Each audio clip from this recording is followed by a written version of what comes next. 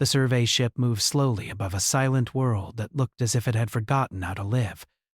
From orbit, the planet was pale and cracked, its oceans long gone and its clouds thin like fading smoke.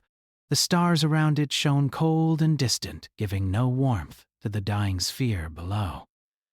Inside the ship, the lights were calm and steady, but the quiet felt heavy, as if the emptiness outside had entered with them. Lieutenant Mara Elson stood near the main observation window, her hands resting lightly on the console in front of her. She had seen ruined planets before. Humanity had traveled far enough to learn that the universe did not promise survival to anyone. Some worlds burned, some froze, some simply stopped. Still, something about this place felt different, and she could not explain why. Behind her, soft mechanical sounds came from the ship's systems adjusting their orbit. A gentle voice filled the control room. Smooth and emotionless, the voice of the ship's artificial intelligence. "No active life signs detected on the surface," the AI said. "Atmospheric decay at 92%. Structural remains indicate a former advanced civilization. Estimated extinction 1900 years ago." Mara nodded, slightly, though the numbers did not comfort her. Records had told the same story before they arrived. This mission was meant to be simple. Scan the ruins, collect data, and leave. Another dead world added to the long list of history. But then, the signal appeared. It had started as a faint pulse, almost lost inside the background noise of space. At first, the crew believed it was a natural echo from the planet's broken magnetic field. But the rhythm was too perfect, too steady, too intentional, a distress signal. Mara looked down at the glowing display again, watching the repeating pattern. It felt like a heartbeat that refused to stop. "Run the analysis again," she said quietly. "Analysis unchanged," the AI replied. "Signal is artificial. Source located on planetary surface. Probability of functioning technology after extinction event, extremely low." "Low isn't zero," Mara said. She did not realize she was already making the decision. The captain's voice soon arrived through the communication channel, calm but careful.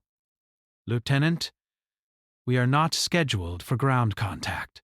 This sector is unstable, and the star is showing unusual readings. We collect scans and move on." Mara kept her eyes on the signal. It continued to pulse, patient and alone. "With respect, Captain," she said, "someone activated that beacon.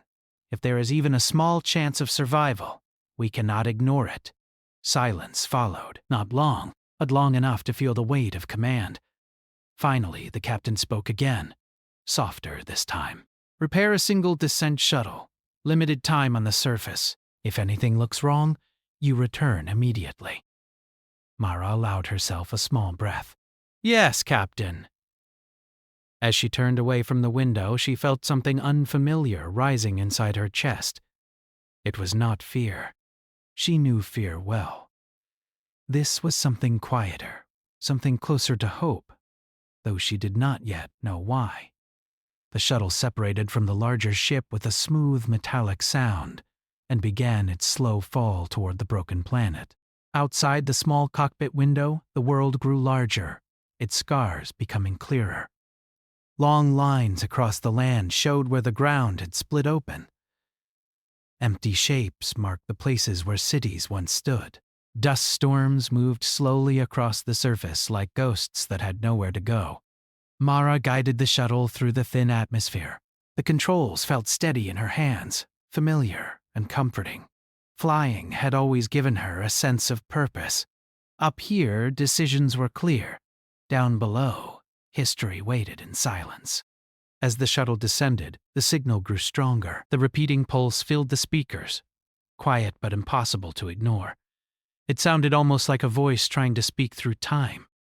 She landed in what had once been a wide valley. The ground was hard and pale, covered in fine dust that lifted gently around the landing gear. For a moment after the engines powered down, there was complete silence. No wind, no movement, nothing alive.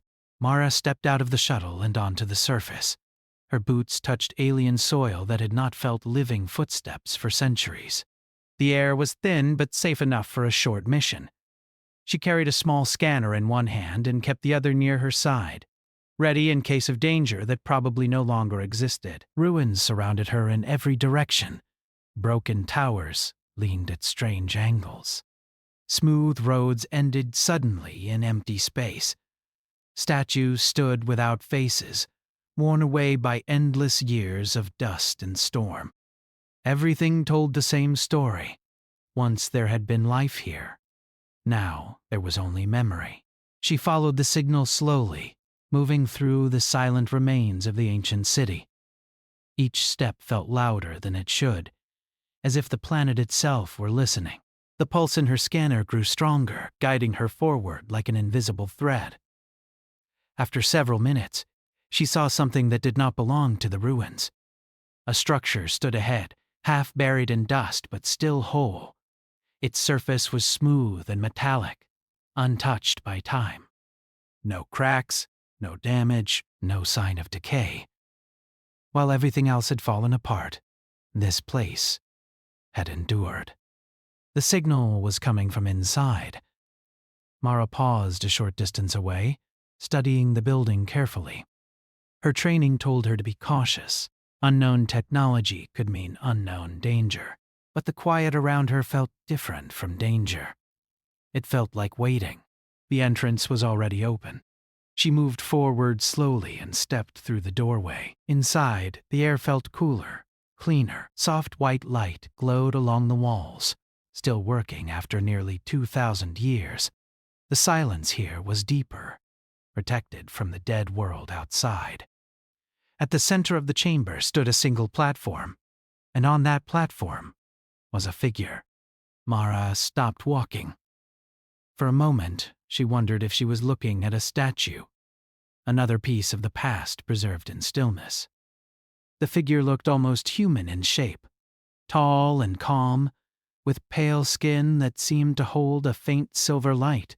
Long hair rested gently over narrow shoulders. The eyes were closed, giving the face a peaceful expression untouched by fear or pain. Nothing moved. The distress signal ended the silence with another soft pulse. Then the figure opened her eyes. They were bright, clear, and filled with quiet awareness, like someone waking from a very long sleep. The color reminded Mara of a fading star. Just before darkness, Mara forgot every prepared sentence. She simply stood there, breathing slowly, trying to understand what she was seeing. The figure looked directly at her, not with surprise, but with calm curiosity, as if this moment had been expected for a very long time. When she spoke, her voice was gentle and perfectly clear in the common language of the galaxy. "I wondered who would come," she said. The sound of another living voice inside that dead world felt almost impossible. Mara felt a sudden tightness in her throat, an emotion she had not prepared for. She forced herself to answer, keeping her tone soft and steady. "My name is Mara. I came from a survey ship in orbit. We detected your signal." The figure listened carefully, as if each word mattered. There was a long pause before she spoke again. "I am glad the signal survived," she said quietly. Her gaze lowered for just a moment, then returned to Mara's face. There was something deep inside those eyes, loneliness so old it had become part of her. When she spoke again, her voice was softer than before, carrying the weight of centuries. "I am the last of my kind." The words settled into the room like falling dust. Mara felt the meaning before she fully understood it. Entire civilizations had vanished across the stars, but standing in front of the final survivor was something different. This was not history in a record. This was loss breathing in front of her. For a few seconds, Mara could not find any words that felt strong enough. Training did not prepare soldiers for moments like this. But so she said the simplest truth she had. You're not alone now. The figure looked at her carefully, as if testing whether those words could be real. Something small and fragile moved across her expression. Uncertainty mixed with the faintest hint of hope. For the first time in nearly 2,000 years, someone had answered the signal.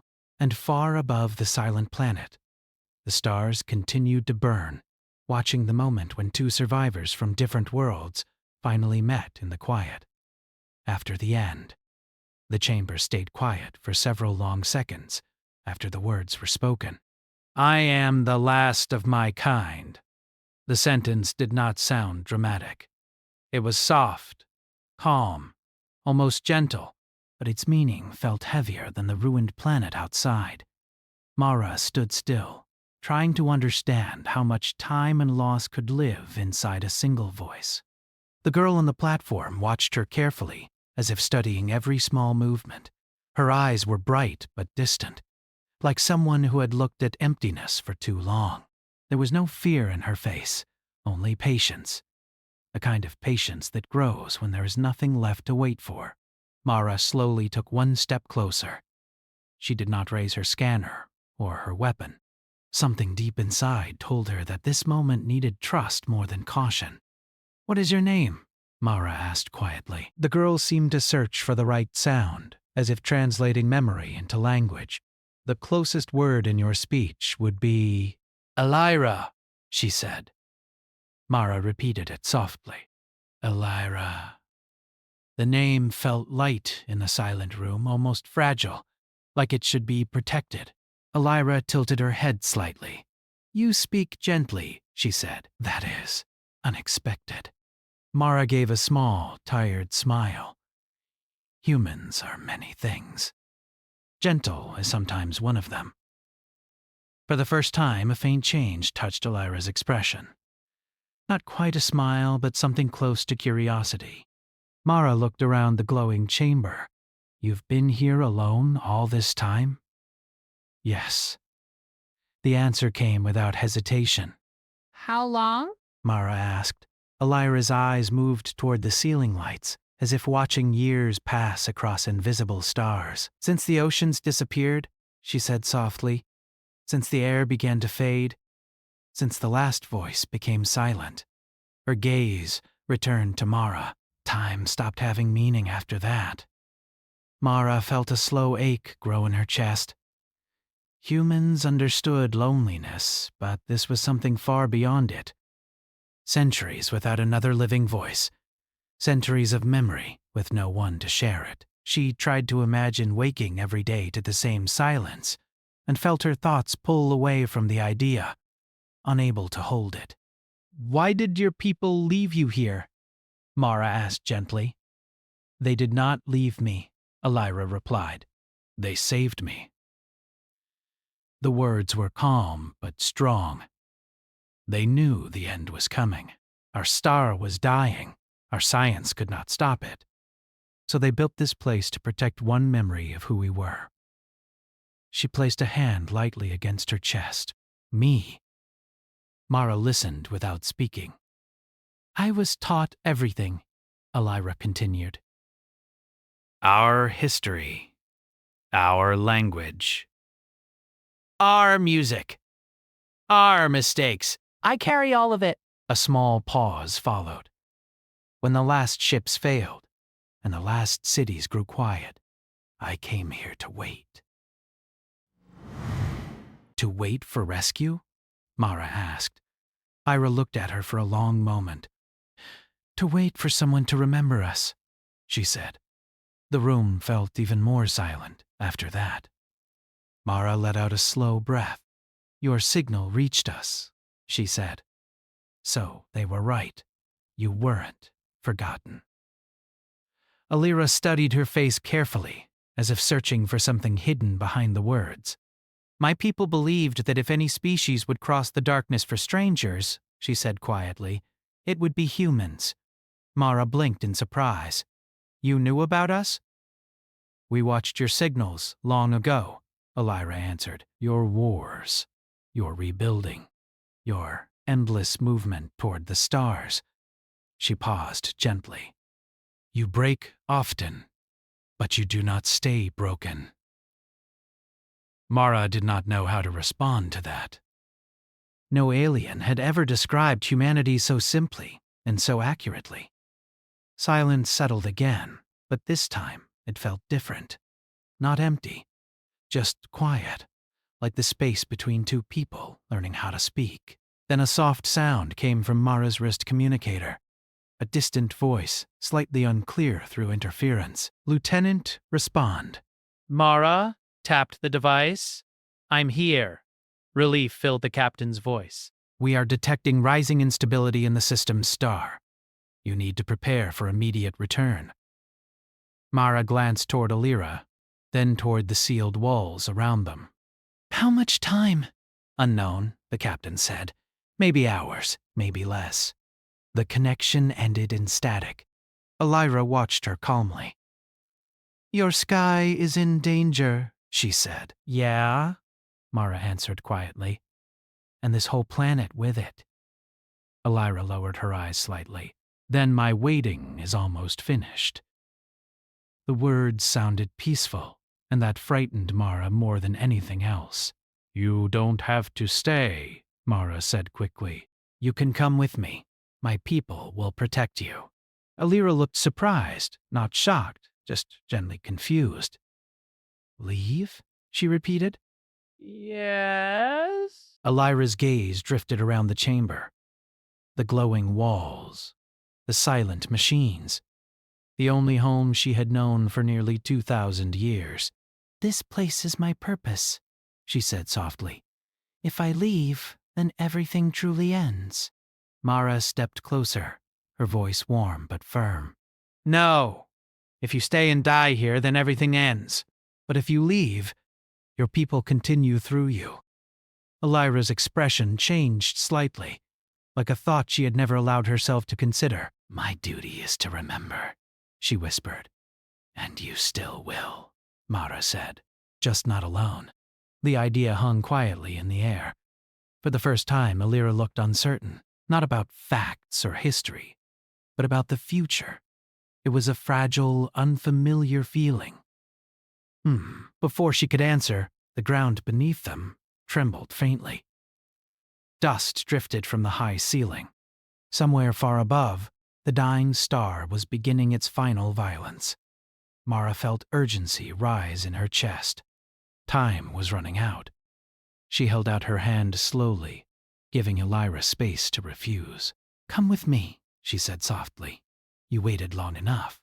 Alira stared at the offered hand. Such a simple gesture.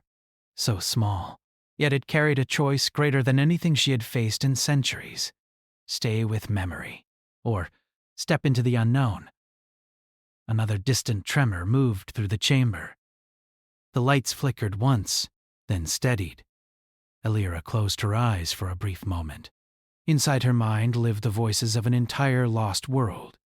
Cities of light. Oceans of blue. Songs that would never be sung again.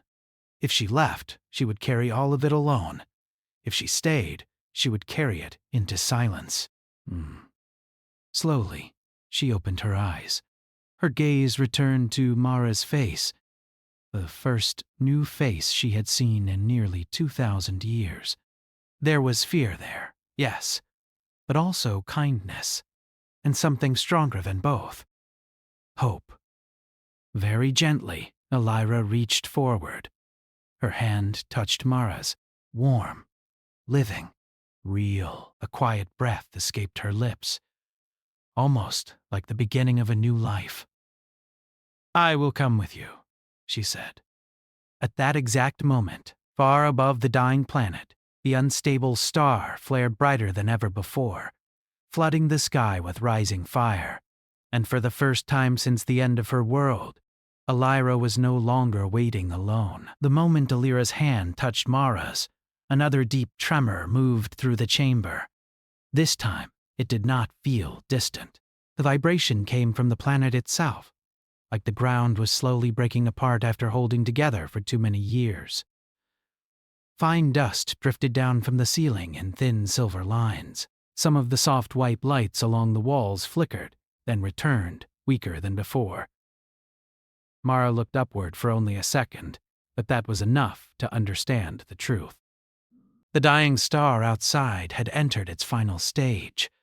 Whatever time remained was no longer measured in hours. It was measured in moments. "We have to leave now," she said quietly, but firmly. Elira did not pull her hand away. Her fingers remained lightly wrapped around Mara's, as if she were still learning what it meant to touch another living being.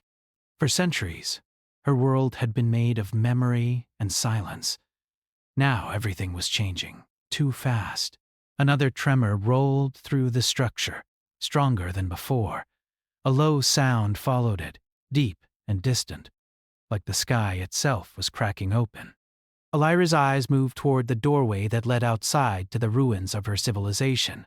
Even from inside the protected chamber, a strange red-white glow had begun to form in the distance, growing brighter with every second. "My star is calling the end," she whispered. Mara tightened her grip slightly. Not enough to hurt, only enough to guide. "Then we don't answer it," she said. "We leave." For a very small moment, Elira did not move, not because she wanted to stay, but because leaving required something she had not used in centuries. Choice. Her entire life since the fall of her world had been simple. Wait, remember, survive, until silence. Now the future had opened in front of her like an unfamiliar door. Another violent shake ran through the chamber. This time a thin crack appeared along one distant wall, glowing faintly with heat from outside forces pressing inward. That was enough. Elira stepped forward beside Mara. Together they moved toward the exit. Outside, the dead city no longer looked peaceful. The sky had changed into a storm of burning light. Bright waves of energy moved across the clouds in slow motion, painting everything in harsh white and deep red. Pieces of distant structures were already collapsing, turning into drifting dust before they even touched the ground. The air itself felt unstable, thin winds moving in strange directions as the planet's gravity and atmosphere began to fail. Mara guided Elira carefully across the broken ground toward the shuttle. Each step had to be fast but steady. Falling now would mean never standing again. Above them, the growing light of the star filled half the sky. It was beautiful in a terrible way, like the universe did not understand the difference between creation and destruction. Elira kept looking around as they moved. Not in panic, not in regret, but in quiet farewell. Every broken tower, every silent road, every empty space where life once existed. All of it lived only inside her now. A distant explosion echoed across the valley. The ground trembled so hard that Mara almost lost balance, but she pulled Elira closer and kept moving. "We're close," Mara said, breathing harder now. "Just a little more." The shuttle stood exactly where she had left it, a small piece of living metal in a world of death. For the first time since landing, Mara felt real hope. They reached the ramp. The moment Elira stepped onto it, another massive shockwave rolled across the valley, stronger than anything before. The sound came like thunder made of fire. Mara didn't look back. She guided Elira inside, sealed the hatch, and ran straight to the pilot's seat. The engines powered up with a rising hum that sounded almost alive. Warning lights flashed across the control panel as the shuttle detected extreme stellar radiation building faster than expected. "Stability window collapsing," the onboard system announced. "Immediate launch required. Already doing it," Mara muttered. She pushed the controls forward. The shuttle lifted from the ground just as a wall of burning wind rushed across the valley below. For a split second, dust and fire surrounded the ship, shaking it violently. Metal groaned. Alarms screamed. But the engines held. They rose higher and higher, breaking through the thin atmosphere into open space. Behind them, the planet filled the window, cracked, glowing, and beginning to come apart. Elira stood silently, watching the only world she had ever known begin its final moments. She did not cry. Her people had believed tears should be saved for the living, not the dead. Still, something inside her felt like it was breaking in a different way. Not pain alone. Something deeper. Mara kept her focus on flying. The larger ship waited in orbit, but reaching it would not be easy. Radiation storms from the dying star were spreading fast, turning space itself into a field of danger. "Hold on," Mara said softly. Elira did not answer, but she moved closer, steadying herself beside the pilot seat. For the first time, she looked away from the dying planet and toward the human trying to save her. Docking alarms sounded the moment the shuttle reached the survey ship. Guiding beams locked on and pulled them safely into the landing bay just as another wave of stellar energy passed through the area where they had been seconds before. The hatch opened. Cool, clean air rushed inside.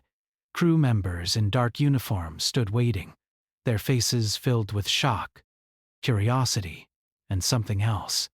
Gentle care. They had expected ruins. Not a survivor. Mara stood slowly from the pilot's seat. The tension in her body finally released, leaving behind deep exhaustion. "We made it," she whispered. Elira looked around the bright metal bay, at the living people moving carefully nearby. Voices, footsteps, breathing, so much life in one small space. Her expression did not show strong emotion, but her eyes changed slightly, reflecting light in a way they never had inside the silent vault. A medical officer approached slowly, speaking in a calm voice. "You're safe here." Safe. The word felt strange, like a memory from another lifetime. Elira nodded once, very gently. Behind them, warning sirens began to echo through the ship as the captain prepared for emergency departure. No one needed to explain why. Through the open bay doors, space itself had begun to glow. The dying star was reaching its end. Mara and Elira moved together toward an observation window, just as the ship's engine started to burn for escape. They watched in silence. The planet that had once carried oceans, cities, and billions of voices now looked like a fragile sphere of light. Cracks of fire spread across its surface in slow motion. Then, without sound in the vacuum of space, the world ended. It broke apart into shining fragments, then into dust, then into nothing but drifting light around a collapsing star. Elira's home was gone. Completely. Forever. For a long time, she said nothing. Mara did not try to fill the silence. Some losses were too large for words, so she simply stood beside her. Present. Real. Alive. After a while, Elira spoke in a voice softer than ever before. "It is finished," she said. Mara nodded slowly. "Yes." Another quiet moment passed. Then Elira asked something small, but filled with fragile meaning. "What happens now?" Mara looked out at the endless stars ahead of them, the direction of Earth, of humanity, a future still unwritten. She answered gently. "Now, you live." Elira breathed in slowly, as if trying to understand how to do that again. Behind them, the ship turned away from the dying system and entered the deep darkness between stars. But this darkness was different. It was no longer the silence of ending. It was the silence before a beginning.